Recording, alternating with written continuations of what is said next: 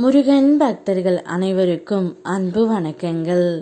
என் அன்பு குழந்தையே, உடல் இல்லாமல் உயிர் மட்டும் உன்னுடைய வீட்டு வாசலில் காத்து கொண்டு இருப்பது யார் என்று உனக்கு புரியுமா? உன்னுடைய உயிரான துணை தான் தங்கமே. நீ என்ன நடக்க வேண்டும் என்று இருந்தாயோ அது இப்பொழுது நடந்துவிட்டது. நான் கூறுவதை சற்று புரிந்து கொள் தங்கமே. சில பேர் உன்னை கோபத்தை ஏற்படுத்தும் அளவிற்கு செய்தால் நீ கோபத்தை வெளிப்படுத்தி விடாதே.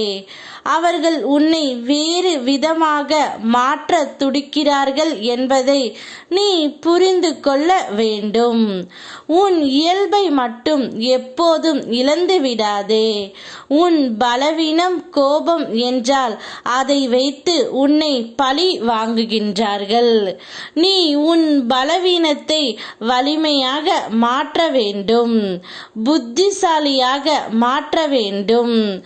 எந்த சூழ்நிலையிலும் உன் பலவீனம் அறிந்து மற்றவர்கள் உன்னை வீழ்த்த நினைத்தால் கோபப்பட்டு அந்த சந்தர்ப்பத்தை அவர்களுக்கு உருவாக்கி தந்து விடாதே. கவனமாக நினைவில் கொள் தங்கமே. இப்பொழுது உன்னுடைய உயிர் உன் வீட்டு வாசலில் உனக்காக காத்து கொண்டு இருக்கின்றது. நீ எப்போது அவருடன் வருவாய் என்று அந்த ஏக்கத்தில் உன்னையே சுற்றி சுற்றி வந்து கொண்டு இருக்கின்றார் தங்கமே.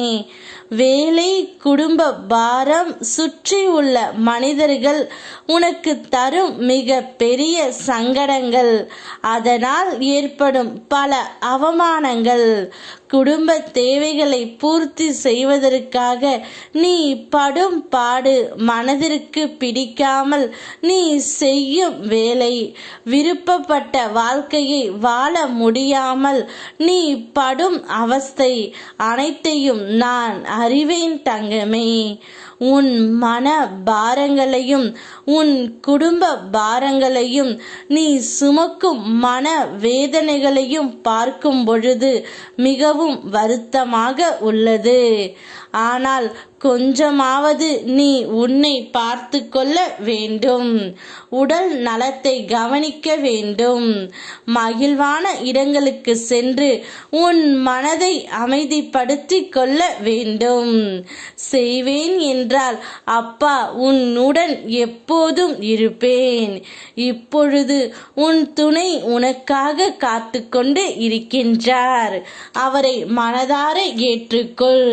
நீதானே என்னிடம் என் துணை என்னிடம் வரவேண்டும் என்று வேண்டி நின்றாய். நீ கேட்டதை நான் கொடுத்து விட்டேன் தங்கமே. நீ பொறுமையாக இதுவரை இருந்ததற்கு பரிசாக உனக்கு இனிப்பான நிகழ்வுகள் இப்பொழுது நடந்து கொண்டு இருக்கின்றன. உடல் இல்லாமல் உயிர் மட்டும் உன் துணையின் மூலம் இப்பொழுது காத்து கொண்டு இருக்கின்றது. மனதளவில் நீ அவர் மேல் எந்த அளவிற்கு பாசம் வைத்திருக்கின்றாய் என்பது எனக்கு தெரியும். சந்தோஷமாக அவரை ஏற்றுக்கொள்.